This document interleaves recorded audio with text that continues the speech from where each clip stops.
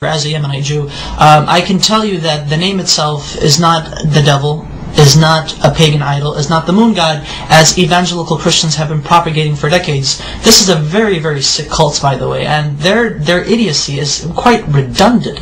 I mean, I can't even imagine if people would actually teach themselves these things and flatter themselves with these things, and at the same time claim to support Israel, when in actuality in Israel we say Allah, we say Yallah, we say these terms, these phrases are understandable to our understanding, that they are not in any way, shape or form to what they say, to what evangelical Christians say is basically the devil. No, we understand what the name Allah means, what it signifies. Take the dictionary of the Hebrew language. I take the dictionary and I actually took the name of God, which is through etymology is the three letters Aleph, Lamed, Veh.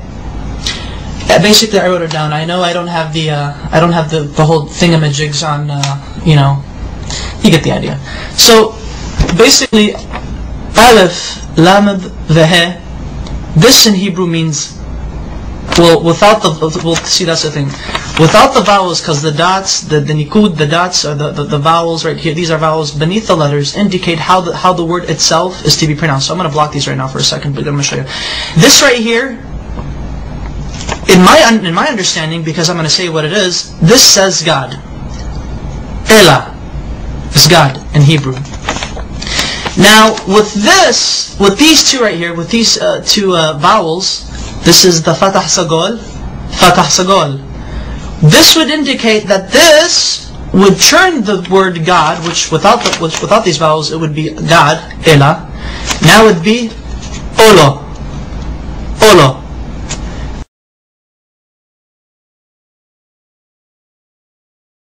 Olo means a curse, an oath, or a covenant. Christian evangelicals love to use this. They like to say, but you see, Allah, with these vowels, indicates that Allah is a curse. Therefore, the Muslims are worshipping an evil God who was a curse onto humanity. These evangelical Christians, they're nutcases, they're nutbags. And I took it upon myself further to actually see how they got this idea that Allah, the Arabic name of God, is a curse, and more recently is the devil. I don't know how they do it, but they do it.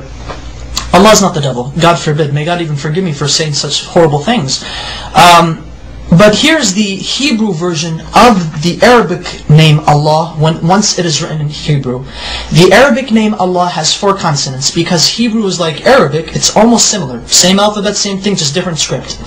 This is the Arabic name of God. This is how the script is. This is what it's connected, because Arabic is a cursive language. This is the connected form, but however it is 4 letters. 1, 2, 3, and 4. I'm going to have to baby you guys into this. Now this is the name of God, Allah in Arabic, but broken up. So that way each letter is given its position. This is Aleph, this is Lam, this is Lam, this is Ha. So Allah. Okay. Now this right here, Allah in the Arabic script, this is how it would become rendered in the Hebrew rendition. That way, Allah in Hebrew would be Aleph, Lamed, Lamed, He. Okay. Now, how do we get this? Which this right here is, this basically means curse. And the only reason why this means is curse because of these 2 vowels. There are 7 letters in the Hebrew language that look like this, that have these 3 consonants. There are 7 Hebrew words in the Hebrew language that have these 3 consonants, and they're both the same. How do Hebrew-speaking Jewish people or non-Jewish people know? How do they differentiate? How do they know when a curse means a curse and God means God? Because this right here, without the vowels, this literally means God. This right now I'm just God. This says Elah, Elah. Now with the vowels, it means Ola, which means a curse. This right here. I'm actually going to write down the proper Hebrew name of God with the correct pronunciation. This is how we know. This is how we could tell when God is God and when the letter represents, or when the word is God, or when the word means curse. Okay. There we go. Notice the symbol. Notice the vowels. This becomes A, and this dot right here, the holom, it becomes Alo. Alo, Olo, and Alo. Olo, Alo. Can you see the difference?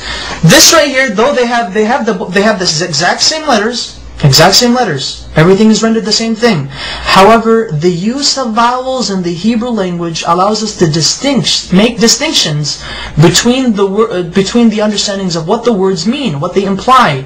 This may mean curse, but this at the same time may mean God. Okay, that's fine. In Arabic, God can also be written without using two L's. So it could actually be Alif, Lam, the He. So, Ilah, which is the exact same thing as Allah.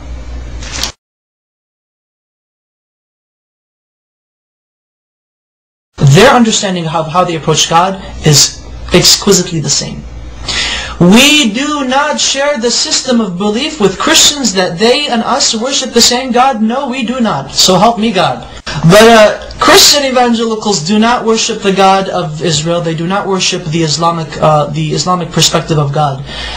Maimonides, one of our greatest philosophers in Judaism, as well as a religious philosopher of Judaism, has quoted extensively in his beautiful Igeret Tayman, or the Epistle to Yemen, in which he was basically teaching and basically answering many questions brought forward to him. The Jews of Yemen asked, what is your position of Muslims? Are they considered idol worshippers? Are they considered paganists? And Maimonides said, the Muslims, the idolatry has been removed from their hearts. A Muslim does not know idolatry, he does not know paganism, he has no form of whatsoever of any grain left in his heart. Therefore it is permitted unto a Jew, when he enters a land where he cannot find a synagogue, that he is allowed to pray in a Muslim mosque. He's okay, it's fine, it's okay. Hey, I can go to a Muslim mosque and pray if I have to, if I can't find a shul. However, Maimonides says, be careful. If a Jew enters a land where there is no mosque or a synagogue, then he is forbidden to enter a Christian church if there is one. Do not pray in a Christian church. And the reason why is because Christians do not worship the same God we do. They worship a pagan. They are idolaters. They are called Avodah Zarah in Hebrew, which means idol worshippers. So exquisitely said, so wonderfully stated. Oh my goodness! And you know, it's quite interesting that unfortunately there should be more Jews actually stating the facts as it is. That Muslims and Jews and Muslims, we both worship the same God. No matter what these crazy evangelical Christians are saying, they're basically nutbags. Whatever they say, they just try to come up with exceeding lies, redundant lies. The type of lies that only a child in the kindergarten could easily make up, and emphasize that Arab Christians, and this is what's also funny, and thankfully I remember this, because this is what I really wanted to say, and get a load of this Christian evangelicals. I should refer to you guys as evangelicals. There are actually 20 million Arab Christians in the Middle East today, as well as the United States, as well as around the world. And Arab Christians and their religious services and their Sunday services and Mass or whatever God frickin' services they have, Arab Christians refer in the Arabic Bible, the Arabic translation of the Bible, they say Allah in reference to God. Now I would like to ask these evangelicals, what say ye of these people who claim to believe in your Jesus? What say ye to them? Now are you going to go chase them and say, oh, you're worshiping the devil. The devil is Allah. Just to let you know that classical Arabic is very close to classical Hebrew, biblical Hebrew, as well as classical Aramaic.